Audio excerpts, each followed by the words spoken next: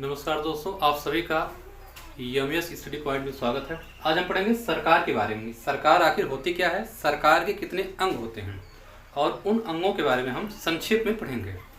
तो आइए देखते हैं सरकार क्या होता है। सरकार के क्या बोलते हैं? गवर्नमेंट सरकार। तो सरकार क्या है? सरकार जो है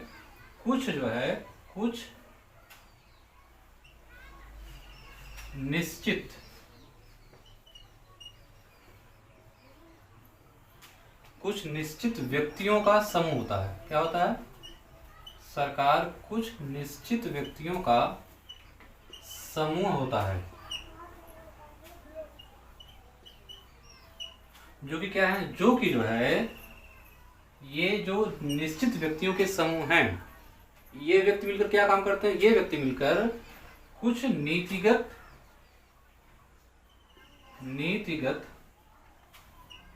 निर्णय लेते हैं।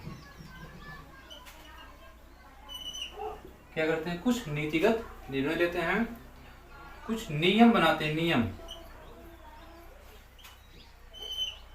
नियम ये बनाते हैं, ठीक है।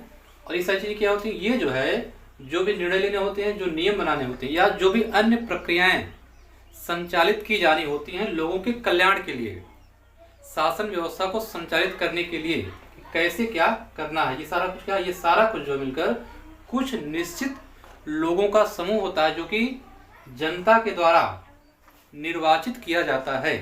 ये लोग सभी क्या है? ये सभी लोग जो है मिलकर सरकार का गठन करते हैं और संविधान के अनुसार शासन व्यवस्था का संचालन करते हैं। अब हम आगे देखते हैं कि आखिर सरकार के अंग कितने हैं। क्या देखेंगे हम ये देखने का प्रयास करते हैं कि सरकार के कितने अंग है, पार्ट कितने होते हैं।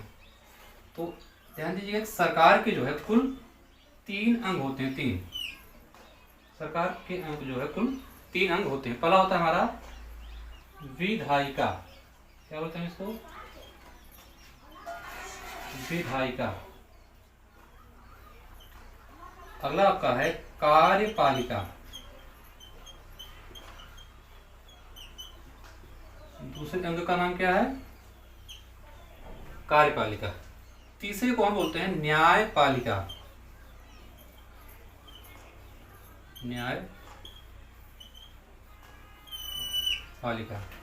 तो देखिए, अब हम देखेंगे विधायिका क्या काम करती है, या विधायिका की क्या भूमिका होती है सरकार में, कार्यपालिका की क्या भूमिका होती है और न्यायपालिका की क्या भूमिका होती है। तो याद रखिएगा, जो विधायिका है, तो विधायिका में क्या कहीं कहीं विधि शब्द आ रहा है।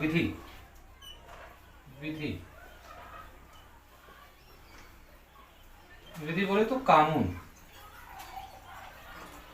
तो विधायिका का जो कानून होता है वह क्या होता है? विधायिका का जो मुख्य काम होता है वह होता है कानून बनाना। तो विधायिका क्या करती है? विधायिका का काम होता है कानून बनाना, ठीक है। अब क्या है? अब आगे आता है कार्यपालिका। कार्यपालिका का काम क्या है? कार्य। यहाँ कार्य शब्द अर्थ क्या है? कार्य करना, मतलब कुछ करने से इसका संबंध है। ये क्या है? यह जो है कुछ कार्यों को करती है, या फिर क्या है, जो भी कानून, जो भी नीति, जो भी नियम विधायिका के द्वारा निर्मित किए गए हैं, उन कानूनों को, उन नियमों को, उन नीतियों को लागू करना, ये किसका काम है? ये काम है कार्यपालिका का। अब आप देखिएगा, जैसे कार्यपालिका के भी कई प्रकार होते हैं।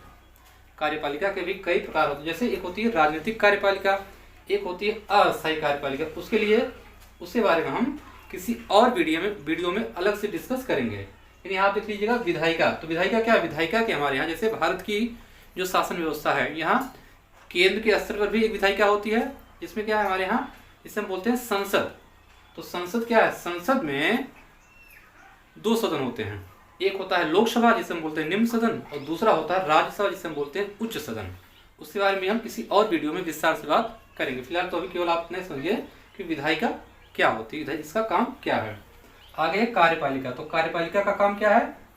विधायिका ने जो भी कानून बनाया हुआ है उस कानून को लागू करना, इम्प्लीमेंट करना, ये मुख्यतः कार्यपालिका का काम है। अब तीसरा आपका न्यायपालिका। यहाँ क्या है?